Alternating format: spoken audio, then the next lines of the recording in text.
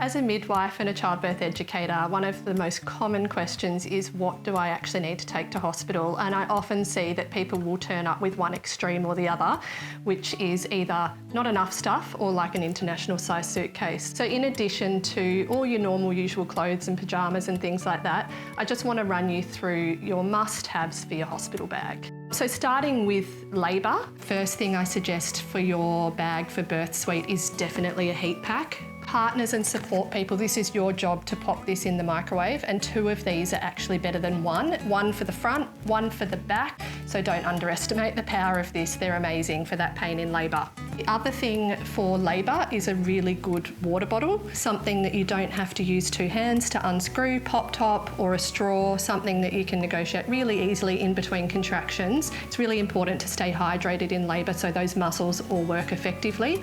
You'll find it's quite handy afterwards when you've got a baby in one hand, you're really thirsty when you're breastfeeding, and something that won't leak that you can just sit next to you on the lounge or in bed with you.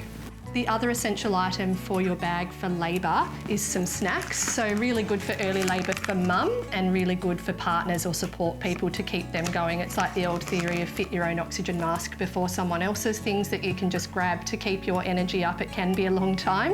And whatever you don't eat in labour, you'll eat when you're up at 2 o'clock in the morning with a new baby. Post-birth, loads of pairs of undies are fantastic. Black is a really good colour when you've had a baby, and if you can get some pairs of undies that sit just a little bit more high-waisted than a hipster, we find that's far more comfortable, particularly if you've had a caesarean with wounds and things like that. We do find people like recovery garments, so something supportive that sits up over your belly and holds those abdominals in and provides a little bit of support post-birth. They're really helpful.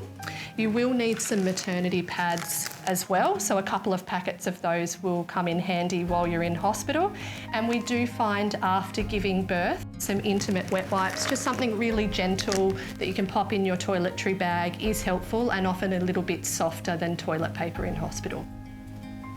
So the other thing that you'll need to pack in your hospital bag are some breast pads. You can choose whether you want reusable, washable ones or some disposable ones. Personal preference, doesn't matter, just make sure you pop something along those lines in your hospital bag. It's a really nice idea to have some sort of wet wipe for mum's face. Nothing like feeling a little bit more human with a nice product for your face after you've just given birth. Particularly helpful if you are stuck in bed for that first day if you do have a caesarean as well. It's a really good idea, sounds obvious, but the amount of people that forget a phone charger, really important to pack one of those. And I would say if you can just find a cheap one online that's got a really long charging cable, that will be particularly helpful if you are in bed or you're sitting in a chair a little bit further away from a power point. So make sure you've popped one of those in your bag. While you're in hospital, the amount of information that you receive can be incredibly overwhelming and you forget everything, especially when you're sleep deprived. So just a simple notebook is a fantastic idea. It also means that you can write any questions down that you have for the midwife or the doctors that are coming in, and you always forget when they do come in, wake you up. So just a notebook and a pen is a fantastic idea. Babies respond really well to a nice firm wrap or swaddle in those early weeks after birth, so I suggest buying some really big stretchy cotton wraps. They're much easier to wrap in than the hospital wraps, and then the midwives can actually teach you how to wrap in what you're going to be using when you go home, so make sure you pop a couple of those in your hospital bag as well.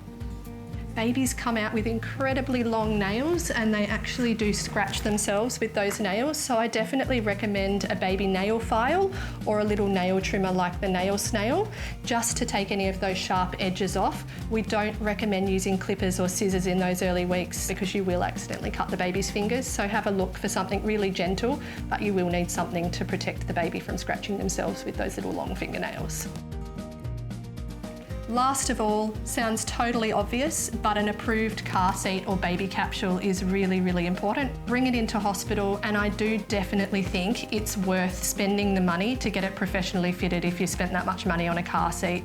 Definitely make sure you add that to your shopping list.